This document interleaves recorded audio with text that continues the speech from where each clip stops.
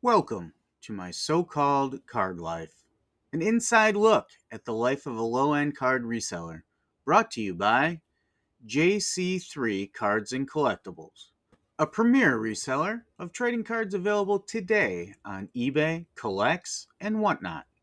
Whether you're looking to fill out that new set or just rekindle memories with one of your favorite players from your favorite teams, let JC3 Cards and Collectibles help you find that card you're looking for and provide fast, secure delivery straight to your door. Hello, everyone. Welcome back to my so-called card life from JC3 Cards and Collectibles. If you're into the wild ride that is low-end card reselling, you're in the right place. Let's break down the week that was, the wins, the headaches, and even a dash of pickleball spice. Let's talk about the Monday curveball. That's right, we had a major U.S. holiday, Labor Day, happen this week. Great to have a day off, but it creates some issues for us resellers. That's right, no mail service on Monday. For us small resellers, that's like someone putting a traffic cone in front of your only driveway. All those weekend sales, well, suddenly they're waiting an extra day. And so are your buyers. Some of us had to double time packing on Tuesday just to keep up. We here at JC3 Cards and Collectibles, we prefer to ship every day if we're available. That actually avoids the mountain of orders to process in a single day once we get to Tuesday. USPS doesn't pick up on those days, but the shipping process is at least completed and ready to go out Tuesday morning without us having to complete that backlog. But if you're in this business, you know the pain. Holiday weeks mean more communication with customers and tighter turnarounds. Pro tip, always warn buyers about possible delays around federal holidays. It keeps expectations in check and reviews positive, and it should cut down on all those extra messages. Now for a plot twist. We sold another pickleball card. Last year, we went in on a box at the National in Cleveland to get our Leaf Redemption Pack, thinking pickleball was about to become the next big thing. Well, maybe not the next big thing, but an emerging thing. It seemed like every time I turned on ESPN, another pickleball tournament was on. Turns out, it was more like the next big shelf warmer. Those cards have been sitting so long, I almost started charging them rent on my shelf. But hey, another one finally moved. Sometimes you gamble on emerging markets, and sometimes you just get a lesson in patience. For those keeping score, the pickleball market is actually growing nationally, but in our shop, it's still a slow burn. Now for a bit of fun. Our highlight of the week, if you will. We had some fun with Adam from the Dollar Box, and the two of us made a trip down to the brand new BB Sports Cards at 2310 West College Ave in Appleton, Wisconsin. That's right, Benji Baker's got a new location, and it is a card collector's dream. Breaking studios for live rips, singles galore, retail packs, and boxes stacked high. But what really impressed me? The vibe. There were TVs everywhere. We had audio of college football playing when we were there, free refreshments, and couches so comfy you might forget to leave. It's not just a shop, it's an actual hangout spot. If you're anywhere near Appleton, I advise you to check it out. It's the kind of place that makes you want to linger and talk cards for hours and hours on end. Speaking of Benji and BB Sports Cards, they will be at the upcoming GOAT Card Show on Sunday, September 28th, 2025 at the historic Riverside Ballroom. That's right, the Dollar Box and JC3 Cards and Collectibles once again coming together to promote a card show in the Green Bay area, our quarterly card show, 9 a.m. to 2 p.m. on Sunday, September 28th. Benji and his crew will be there doing live breaks that day. So make sure you get in here, get signed up for some of those breaks, get a chance to get some really nice cards. We will again have some free packs for kids. We will be partnering with the Oneida Emergency Food Pantry to do a donation drive.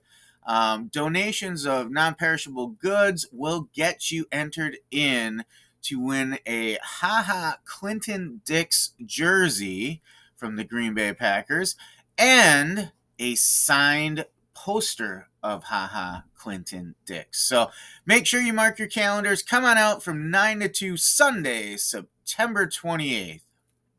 The next piece of big news is the football season is officially here. All those months of quietly buying football cards while everyone else was distracted, well, now we get to see if it pays off. The market always heats up as the first games kick off, especially for rookies and breakout stars.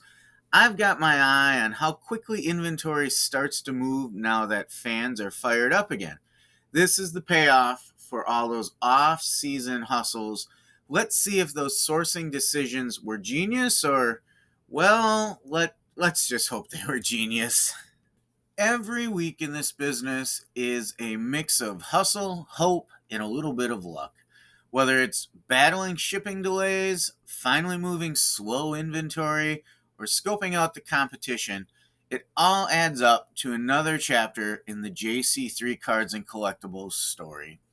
The trading card market is always changing, but the fundamentals stay the same. Dig, list, ship, and repeat. So that's another week in the JC3 story. We've got a little more content coming up here about some of our processes, but those were kind of the highlights that we saw in our day-to-day this week. We want to take a moment just to thank you all for hanging out with us for another episode of My So-Called Card Life. If you've got stories about the federal holiday shipping nightmares, slow-selling oddball cards, or local shop shout-outs, go ahead and drop them in the comments below. We love hearing from you all. And don't forget to like, subscribe, and keep hustling while you're at it. A couple quick questions as we transition here into some of our processes. Have you found any sleeper cards or sports that surprised you so far this year? What's your favorite local card shop and what makes it your favorite? Or how are you prepping for the football card rush this season? We've got our official kickoff. Cards are going to spike up a little bit. How did you prepare for that? And let's keep that conversation going on. As always, we like to spend a little bit of time talking about the process in our conversations. And if you've ever stared down a mountain of cards and wondered how anyone keeps it all together, you're about to get the inside scoop on the system that keeps our business running and our sanity mostly intact. So let's dig in. If you're serious about reselling, you quickly realize that I'll just remember where I put it is a fantasy. When you're sourcing and listing thousands of cards, time spent searching is money lost. Our inventory system is designed for speed, accuracy, and perhaps most important, scalability. Because as a small operation, every minute counts. Our first step in our inventory system is about creating two major categories, and we try to keep that really simple. We break all of our inventory into two primary buckets. The first one is backstock, which is all the cards you source that are not yet listed. You can think of this as your future profits. The second main category are listed cards. Everything live on eBay or other platforms or set aside for card shows, if you will. So if we focus on back stock first, these cards are sorted immediately by category: football, baseball, wrestling, garbage pail kids, general non sport, whatever categories you are sourcing. And then, however, these cards come in, whether they're sleeved, top loaded, or raw, that's exactly how they stay. This keeps handling to a minimum and makes it easy to grab what you need when you're in a listing groove. If you feel like listing non sport today, you can go right to that non sport box in your back stock, grab a handful, and get going. If you feel like you're in a football mood that day, you go right to the football boxes and grab a handful and start listing. These cards are sorted by category and then they are stored in their natural state in basic 5,000 count monster card boxes. Step 2 is our SKU system for listed inventory, and that is the real game changer. Here's where we went next level. So every card that gets listed is assigned a SKU, which is just a fancy way of saying it has a unique label based on the date it was listed. If you want to get technical, SKU is an abbreviation for stock keeping unit. And here's how it works. As we list, each card goes into a team bag with other new listings in that session.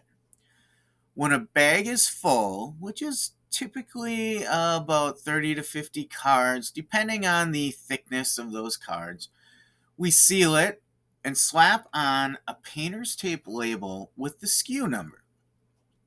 The SKU is the date. For example, 090825 would be the SKU assigned to cards listed on September 8th, 2025. If we fill more than one bag in a day, we simply add a letter to the end of the SKU. For example, 090825B or 090825C for the third bag, etc., etc. We go on and on until we're done listing for that day. Once they're in the SKU bags, we then move on to our storage of listed cards. And we take those labeled team bags and we put them primarily into metal fire resistant cabinets or uncovered monster boxes, depending on the available space. We prefer to have all of our listed inventory in metal fire resistant cabinets.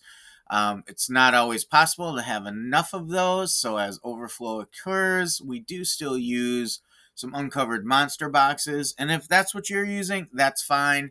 That's how we started out as well. But eventually we looked to source some fire resistant metal cabinets because it seemed like a cleaner, more organized way to protect that inventory. And then it also gives a little bit of peace of mind in case an unfortunate incident occurred with a fire. It would give a little more time to get those out of our card room. Then when a card sells, we move on to retrieval and we simply just check for that SKU bag in our listing, grab the right team bag, and sort through just a handful of cards versus a whole row. No more digging through endless rows. Pulling a sale is now really about a 90-second job. On a single card sale, I can pull a card, get it in an envelope, print the label, and affix it in about 90 seconds. So, why does this beat the old school methods of just putting everything in a box? Well, we used to sort everything by category in monster boxes. We'd have a baseball box, a football box, just like we did in our backstock inventory.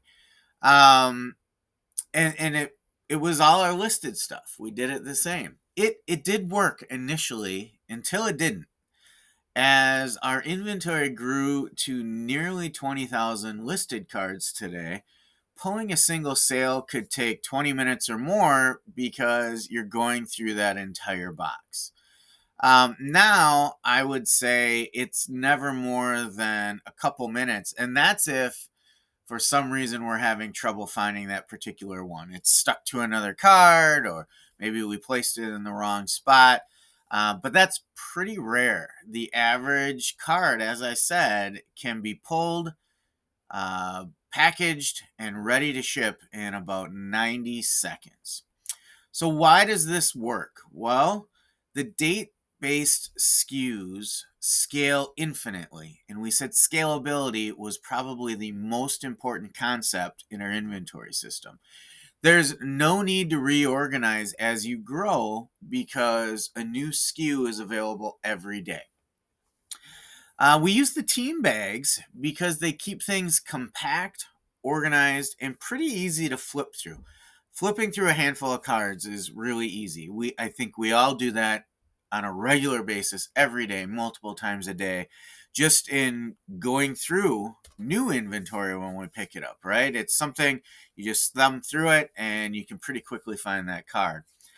And then lastly, I would say it works well for us because again, those fire resistant cabinets add quite a bit of peace of mind for really your most valuable asset. This is basically cash waiting to be moved. So you want to do what you can to protect that as much as possible. How about some pro tips from the trenches? First, use painter's tape for the labels. It's easy to write on and it comes off clean. I would recommend if you want to use some different colors, use the really light colors. I find that using dark colors are difficult to read if you're using a standard Sharpie or pen to write your label. It would work better if you want to get some, white colored ink or something like that. But I use like a light green. Pens and Sharpies show up really nice on that. Some people don't use painter's tape. I think for me, it's just so clean when it comes off, and then I reuse those team bags as it sells out. I fill it again with more cards. Next, stay consistent with your SKU format. If you don't like the date format that we use and you want to use something else, just stay consistent with it. Confusion kills efficiency. And especially as you look at getting scalable, as your listings grow, efficiency is one of the biggest things you have to look at in your operation. Next, don't overstuff bags. 30 to 50 cards is the sweet spot for quick pulls.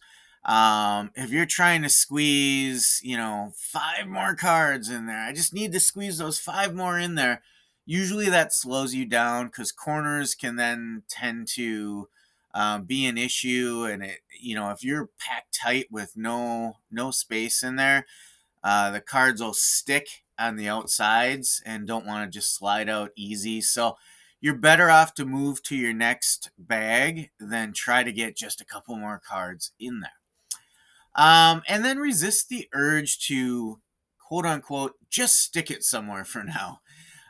Stick to the system even when you're tired. That's probably the most dangerous time to break from your system. You're tired, it's that last bag of the day, and you're like, oh, I'm just gonna put it here and I'll fix it in the morning. How often do we forget to come back and do that, right? Or we forget exactly what we wanted to do with it.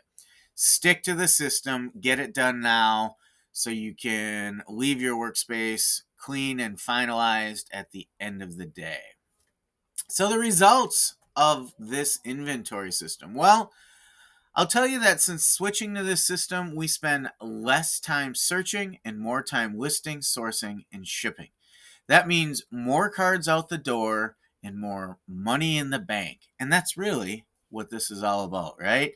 You have a business to make money. Yes, it's great. We're doing something I assume we all love and enjoy doing. But ultimately, if it's not making money, it's just a hobby and not a business, right? All right, so it's your turn. Let's talk some shop. How do you keep your inventory organized? Let us know in the comments below. I want to hear what you do in your processes. Have you tried a SKU system? Are you still sorting by category? What's your biggest headache in your inventory system right now? Maybe as a group, we can help you out. Just drop your answers in the comments below, or if you want to message me directly, you can certainly do that. We're a community. Let's help each other out.